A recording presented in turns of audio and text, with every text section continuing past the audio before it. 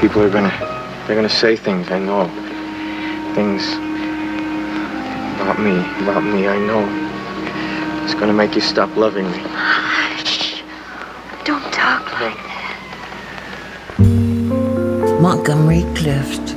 That name alone means a legend, a tragic figure, a genius.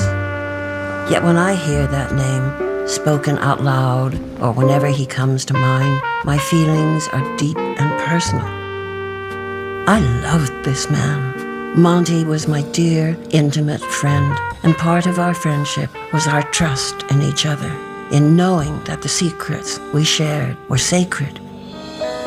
There are so many things I can't tell you about Monty, but there are a few things which I think he wouldn't mind. I can tell you about the first time Monty and I met. It was in the director George Stevens' office, and we were there to talk about our first film together, A Place in the Sun. I remember my heart stopped when I looked into those green eyes and that smile, that roguish, boyish smile. And I was so scared, I thought, oh God, here's this accomplished New York stage actor, and I'm just a Hollywood nothing. But Monty was so funny, and he just put me at ease. That's when I discovered we had a similar sense of humor, which was also slightly perverse. We liked each other from that day on. We connected, and I think that comes through in the film. Also, what comes through is how Monty pours his heart and soul to making his character, the drifter George Eastman, believable. Of all the actors I've worked with or watched, Monty became his character because he was passionate about bringing reality and absolute truth to his characters. Truth was everything to him. Oh, I can only tell you how much I love you. I can only tell you all. Tell Mama. Tell Mama all.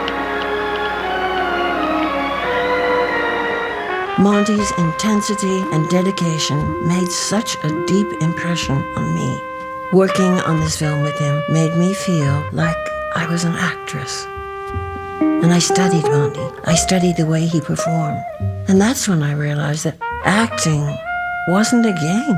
I wasn't playing with dogs or horses anymore. I was working with a great director, George Stevens, and Monty, a brilliant young man. Well, why, at this time, did you engage the boat to row the girl out onto the lake? In the back of my mind was the thought of drowning her. But I didn't want to think such things. I couldn't help myself. I couldn't. What I thought was so extraordinary was Monty's ability to go through so many different stages of a character, yet be the same person. Look at From Here to Eternity. Monty played Private Pruitt. When this man had his moments of bravery, you believed 100% he could flatten the world. And yet the same man could be flattened by one girl's rejection. I'm sorry. How do you think I feel? I may not get another pass for months. I've been counting on this like a kid counts on Christmas. Pruitt was such a complex human being, and Monty could reach out and tap into his emotions and bring them to the surface. Come on, clean it up. Clean it up yourself. What? You heard me. Rub your own nose in it or what? Right? You know better than talk back to a non-commissioned officer? Yes, sir. But I've never liked being spit on, sir, not even by a non-commissioned officer. I got to work with Monty in 3 films. It was in the middle of Raintree County when Monty had his terrible accident. He wrapped his car around a telephone pole 2 turns from my house. Monty was in the hospital for 3 months, and the wreck obviously had an effect on his looks. What it did was take away the delicacy of his features, not the beauty, but the delicacy. He was in terrible pain, and the pressure on him to finish the film was awful. That 4th of July race, what happens when you win? Well, according to a friend of mine, if I win, a beautiful girl will place a garland of oak leaves on my sun-colored locks. I'd like to be that girl. Maybe it can be arranged. Of course, Monty didn't like himself in this film, but that wasn't unusual for him. He never liked himself on the screen. I don't think any of us do. There are other things about Monty's personality I can tell you about. He was vulnerable, introverted, hysterically funny. Monty was also intelligent beyond words. In his acting, nothing happened by accident. He always knew exactly what he was doing.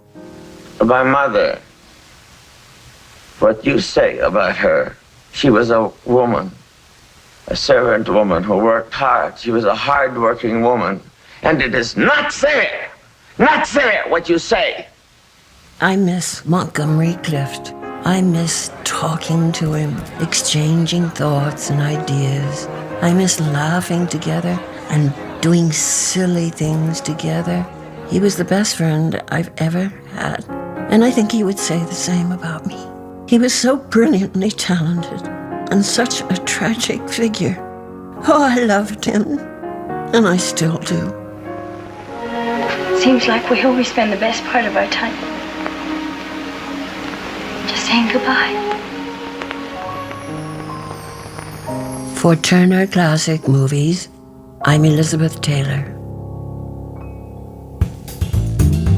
Montgomery Clift falls for a tricky and troubled Southern belle, Elizabeth Taylor, when she visits Raintree County, Wednesday at 8 p.m., only on Turner Classic Movies.